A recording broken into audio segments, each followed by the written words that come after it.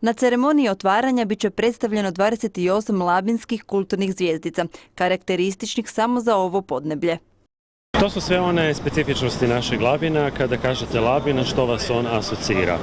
Evo, danas smo otkrili prve tri, to je sama Starogradska jezgra, to je naš mediteranski kiparski simpozij, to je naš podsolitorij, odnosno specifična arhitektura donjeg grada, koja se valorizira i kroz jedan drugi projekat koji ovih dana bio dosta u medijima, a to je projekat Atrium. Ovogodišnji LAR fokus stavlja na labinske umjetnike, njihovo stvaralaštvo i doživljaj njihovih radnih prostora kroz dane otvorenih ateljeja. Od 1. do 31. kolovoza, svakog ponedjeljka i svake srijede, prostori umjetničkih ateljeja bit će otvoreni za sve znatiželjnike.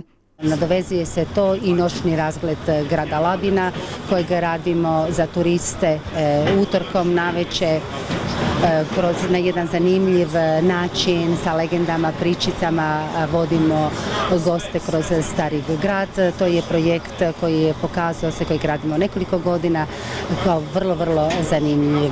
Svakog drugog četvrtka na Špini se održavaju večeri teatra. Nastupaju Zoran Sokolović, stand-up komičari, lutkarska predstava za djecu i komedija. Koncert će održati Sandra Bagarić, Belfast Food i grupa Ščike.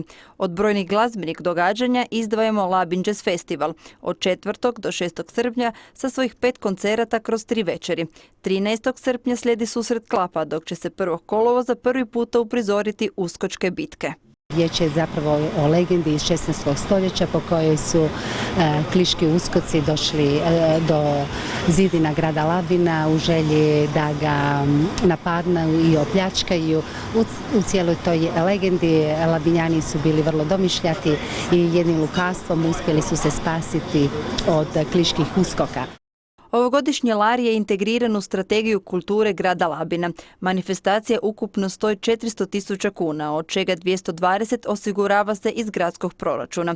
Računajući i PR, procjenjuje se da je ukupna vrijednost manifestacije nešto manja od 1.000.000 kuna.